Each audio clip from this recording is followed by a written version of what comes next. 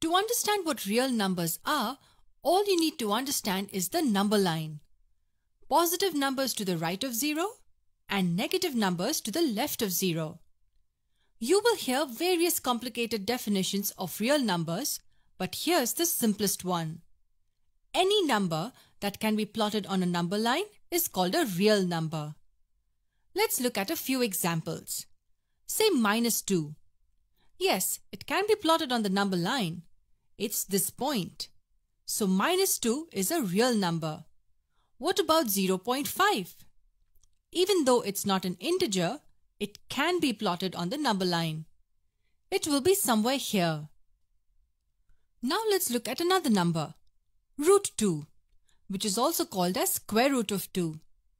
If we calculate the value of √2, we get it as 1.414 approximately. The digits after the decimal point do not end. These kind of numbers are called non-terminating decimal numbers. And yes, these numbers too can be plotted on the number line. Plotting a non-terminating number might sound weird, but yes, it's possible. So √2 is also a real number. And what about the special number pi? It approximately equals 3.14159. Pi is also a non-terminating decimal number. And yes, it can be plotted on the number line, which makes it a real number. So that's our definition. Any number that can be plotted on a number line is called a real number.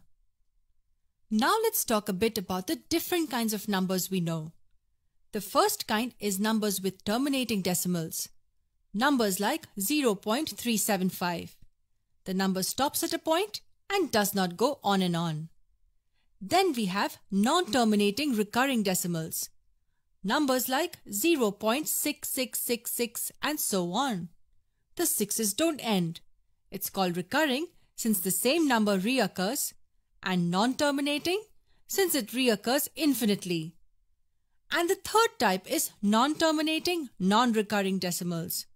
We just saw an example of this type, √2. It approximately equals 1.4142 and the digits after the decimal do not end. Hence, it's called non-terminating. It's called non-recurring since there's no specific pattern of reoccurrence. Broadly, these are the three types of numbers we see in mathematics: terminating, non-terminating recurring, and non-terminating non-recurring. These two categories together are called rational numbers, and the numbers in this category are called irrational numbers. These two categories together form real numbers. This is the other definition of real numbers. Rational numbers and irrational numbers together form real numbers. In the second part of this video, we will look at all categories real numbers comprise of. Let's understand the various categories of numbers that come under real numbers. Real numbers can broadly be classified into rational numbers and irrational numbers. Irrational numbers are numbers like √2, √3, pi, etc. These numbers cannot be expressed in a fraction form. Like p divided by q, they are also called non-terminating, non-recurring decimal numbers. And rational numbers are broadly classified into two types.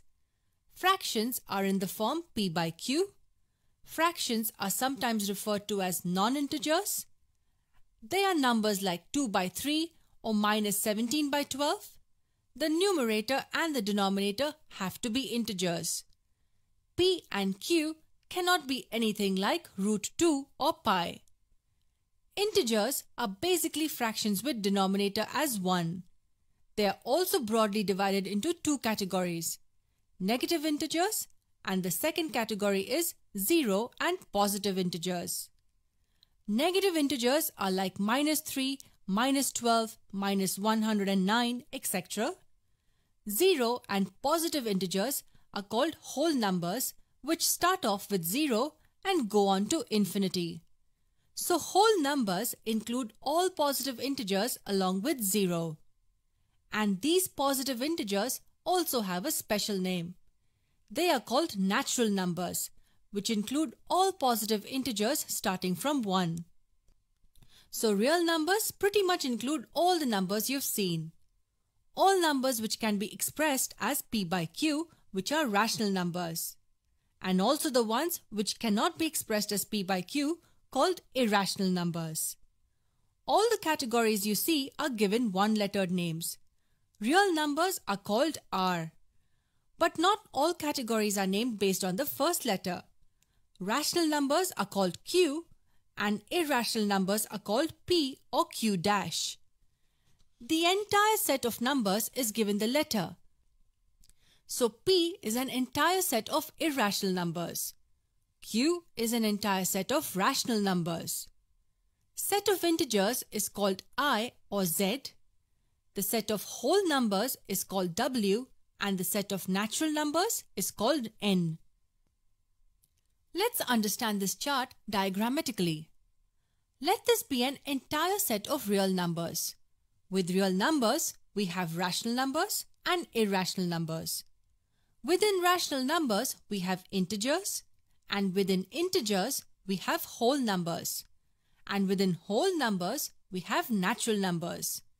So everything seems to be a rational number. What's not a rational number? Square root of any negative number is not real. Something like square root of -1 or square root of -4. These numbers are not real numbers.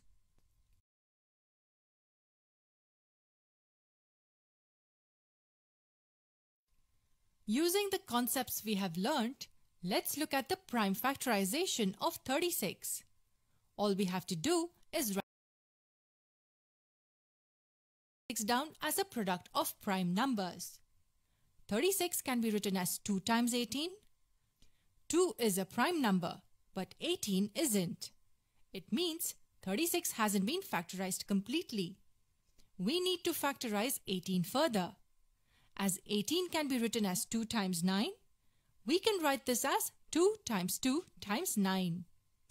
9 in this case is not prime, which means we need to break it down further. This product can be written as 2 times 2 times 3 times 3. We wrote 9 as 3 times 3. 2 as well as 3 are prime numbers. So we have finally factorized 36 down to its prime factors. There is a better way to write this. 2 times 2 can be written as 2 squared and 3 times 3 can be written as 3 squared. This is the exponential form. Let us understand the prime factorization of 36 using another technique which actually is pretty similar to this one. It's called the factor tree approach. The number to be factorized is written at the top. We know that 36 is 2 times 18. So we write a 2 and an 18 like this. This tells us that 36 is 2 multiplied by 18. As 2 is a prime number, we leave it alone. But 18 isn't, so we break it down further. 18 can be written as 2 times 9. Here 2 is a prime number, while 9 isn't. We leave 2 as is and write down 9 as 3 times 3. This is when we stop, when all the numbers are prime. 36 can be written as the product of these 4 prime numbers. We zoom out and write 36 as 2 times 2 times 3 times 3. You can see that we got the same result using the factor tree.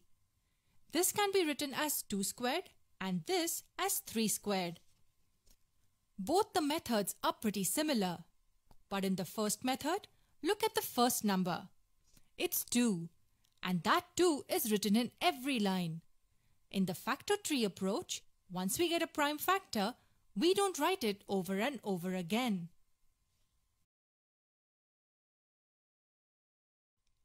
We have to factorize 45 down to its prime factors using the factor tree approach. We write the number to be factorized at the top. 45 can be written as 3 times 15. As 3 is a prime number, we leave it as is and we factorize 15 down further. 15 can be written as 3 times 5.